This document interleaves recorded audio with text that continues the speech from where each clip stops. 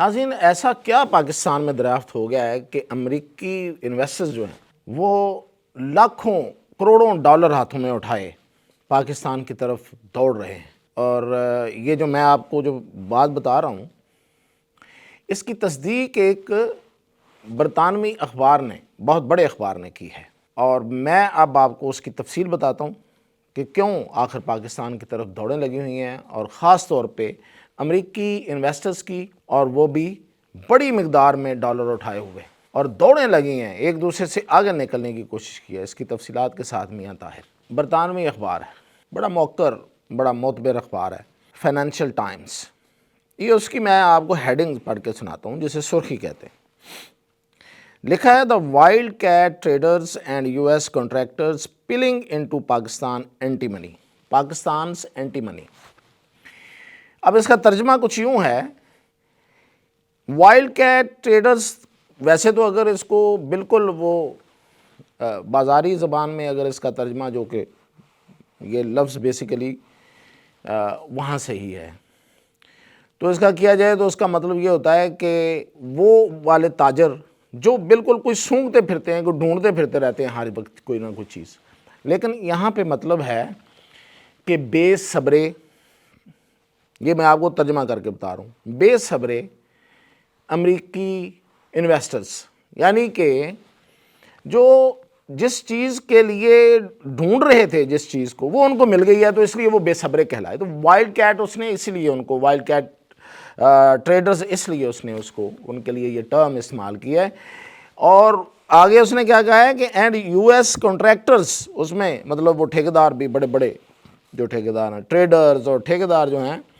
وہ پلنگ انٹو، وہ ٹوٹ پڑے ہیں۔ اب دیکھیں اخبار جس انداز میں بات کر رہا ہے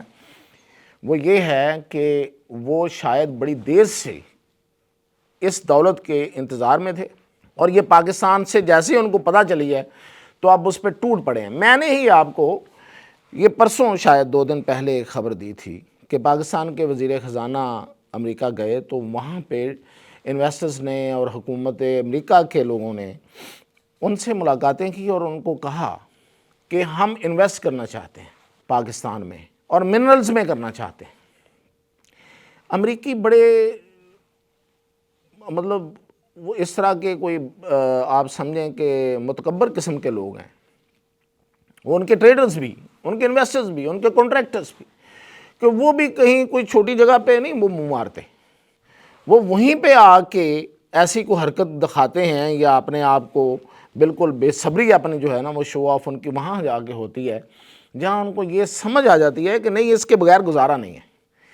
تو اسی لیے مجھے تو وہاں سے پوری طرح یہ، میں نے جب اس کی رپورٹنگ پڑھی اور اس کی جو تفصیلات جب پڑھیں، وزیر خزانہ سے ملاقات کی، تو مجھے تو وہیں سے سمجھ لگی تھی کہ کوئی بڑی چیز ہے جو ان کو نظر آ گئی ہے، پتہ چل گیا ہے، اب یہ اس کو ہر صورت حاصل کرنا چاہتے ہیں۔ تو آج پھر اس اخبار نے وہ بانڈا پھوڑ دیا، وہ خبر دے دی، وہ ہے anti money. Anti money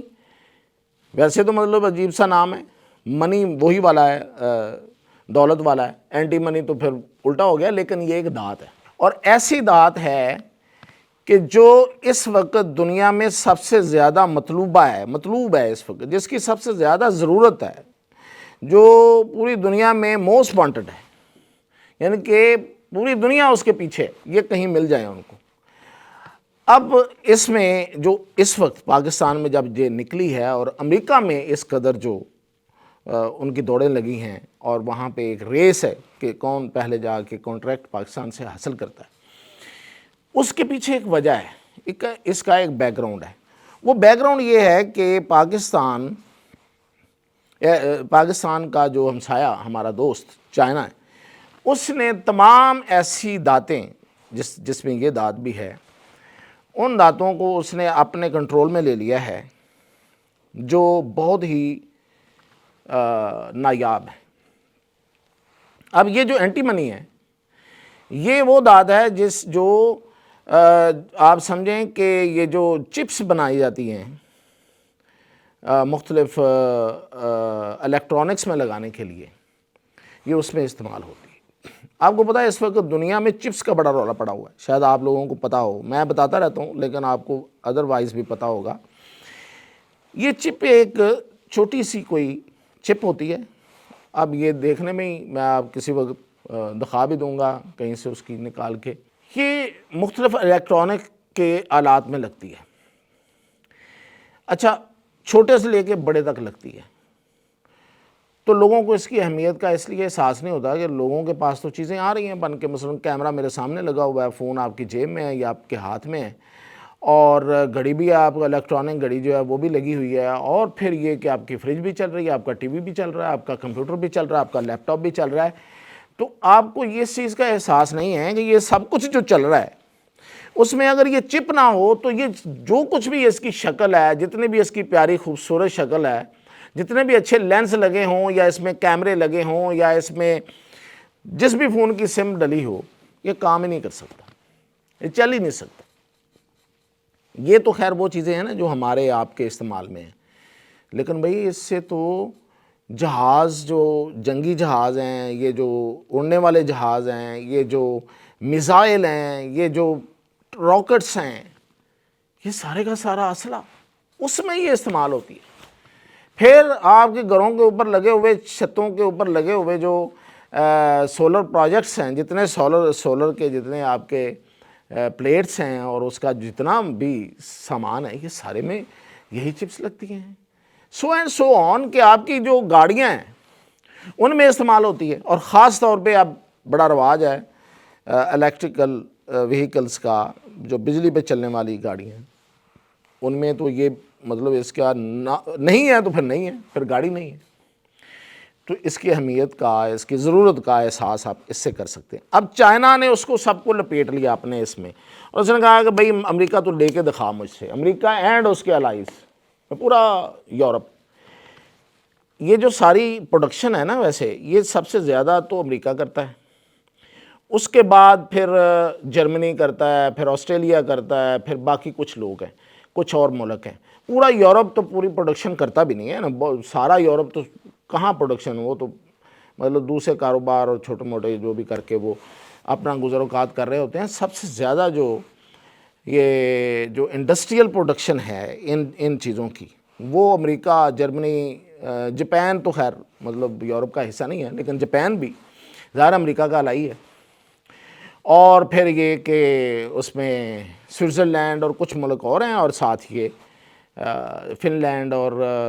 Denmark بھی کچھ بناتا ہے, لیکن آسٹریلیا.